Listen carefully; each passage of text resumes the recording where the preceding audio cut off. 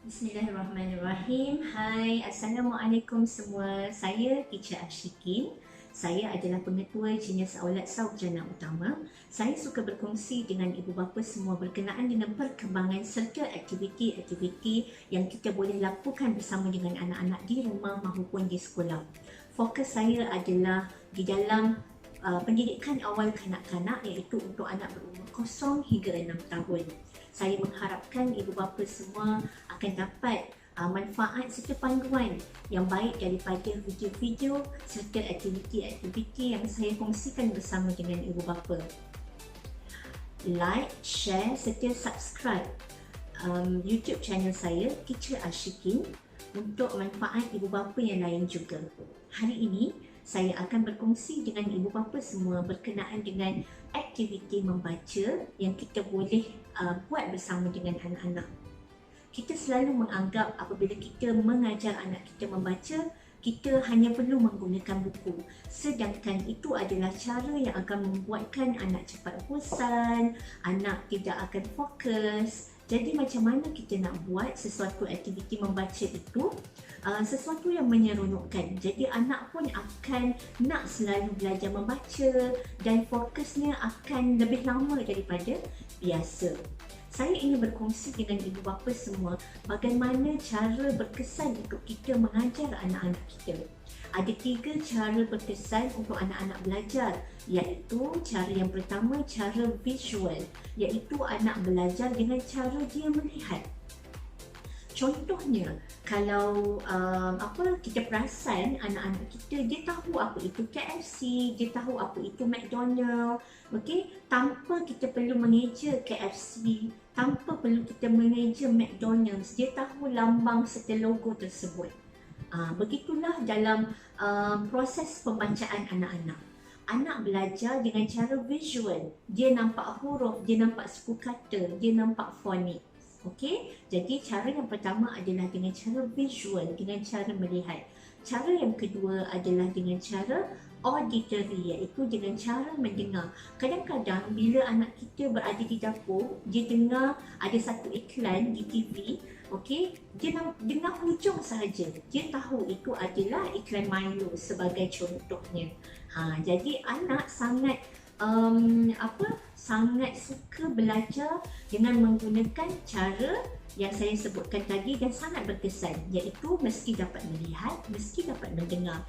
Dan yang ketiga, anak belajar dengan berkesan dengan cara kinestetik ataupun dengan cara taktil, iaitu anak mesti bergerak. Bila dia bergerak, dia belajar dengan lebih faham, dengan lebih berkesan lagi. Jadi ketiga cara belajar ini, iaitu visual, auditory dan juga kinestetik, mesti digabungkan supaya anak-anak dapat belajar dengan lebih berkesan. Inilah yang saya cuba promosikan kepada ibu bapa semua. Jika kita hendak mengajar anak kita membaca, kita jangan hanya menumpukan kepada penggunaan buku semata-mata.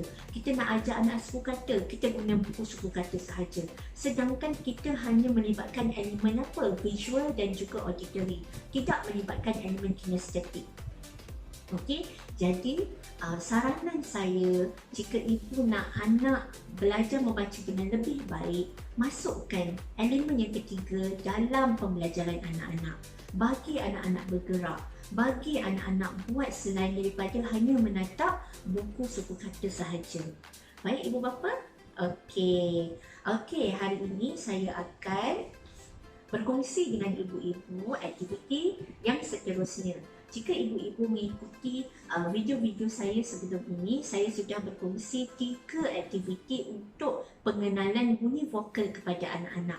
Hari ini saya akan pergi kepada suku kata A, okey, sehingga suku kata Z.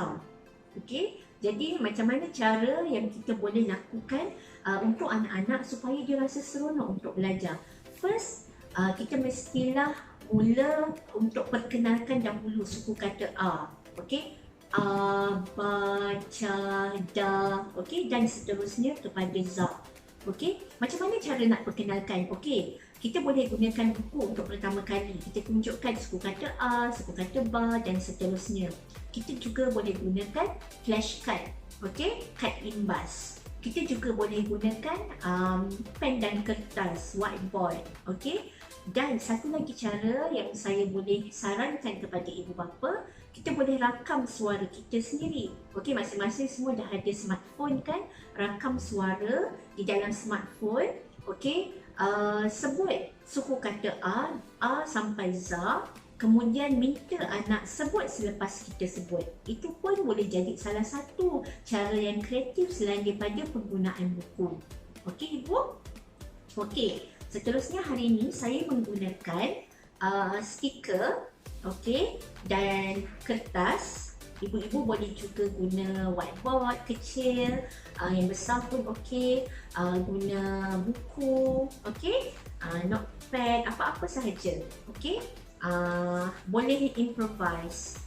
Okey, so sekarang kita akan buat macam ni. Okey, saya buat suku kata A sampai Z di dalam bulatan. Okey, dan kemudian saya tuliskan suku kata A, okey, secara rawak di atas stickers ini. Okey, jadi ini melibatkan elemen yang ketiga, iaitu kinestetik, anak bergerak. Okey, anak bergerak iaitu dia boleh fikir, dia boleh gerakkan tangan dia boleh keluarkan stiker ni dan tampal. Okey? Okey, contohnya hari ini adalah hari pertama ibu-ibu memperkenalkan suku kata A kepada anak-anak. Okey, jadi kita mulakan A, baca. Mungkin kita hari ini minggu pertama A sampai Da sahaja. Suku kata yang seterusnya minggu kedua. Okey, jadi ini adalah contoh aktiviti yang kita boleh buat. Contohnya anak dah boleh dah A sampai Z. Tak semestinya A sampai Z terus. Okey, ibu-ibu boleh limitkan kepada suku kata yang anak-anak sudah belajar sahaja. Okey, jadi bila dia dah belajar, ibu-ibu tanya dengan anak-anak mana suku kata A dekat sini. Okey. Okey, anak-anak pun tahu okey suku kata A yang ni. Okey, jadi dia buka, dia tanggalkan, dia tampal dekat suku kata A di sini. Macam ni. Okey. Jadi ia melibatkan aktiviti yang menyeronokkan untuk anak-anak, tidak hanya menumpukan kepada buku sahaja. Okey, seterusnya bar, dia akan cari bar. Okey, dia cari bar dan dia tampal. Ini melibatkan apa? Ini melibatkan pergerakan ataupun skill kemahiran motor halus, menggunakan jari. Okey? Jadi ibu-ibu nampak tak? Kita tidak hanya menggunakan buku, kita menggunakan aktiviti lain supaya anak-anak dapat belajar dengan lebih berkesan. Okey? So yang seterusnya, suku kata ca, suku kata da. Jadi benda ni kita boleh buat ulangan, pengulangan supaya anak lebih faham. Okey, dia lebih ingat. Jadi macam ni. Okey, sampai seterusnya kepada suku kata za. Okey. Saya mengharapkan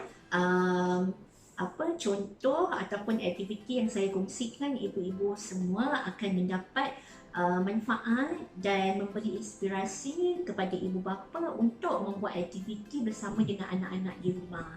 Tidak hanya dengan menggunakan buku. Okey, inilah yang menjadi sebab kadang-kadang bila dekat rumah anak-anak tak nak belajar, anak-anak cepat bosan. Kadang-kadang bukan sebab mereka tak nak belajar, sebab bosan, tapi kaedah ataupun cara kita mengajar anak-anak kita membaca itu adalah cara yang tidak tepat. Kita tidak memahami akan perkembangan anak-anak. Okey, jadi insya-Allah untuk video yang seterusnya saya akan berkongsi dengan ibu bapa semua berkenaan dengan piramid pembelajaran.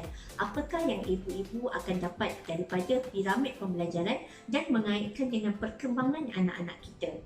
Saya berharap video ini akan dapat memberi manfaat kepada ibu-ibu dan dapat berkongsi dengan ibu-ibu yang lain juga. Okey, tonton, like dan juga subscribe YouTube channel Teacher Ashikin untuk manfaat semua. Bye. Assalamualaikum. Terima kasih kerana menonton.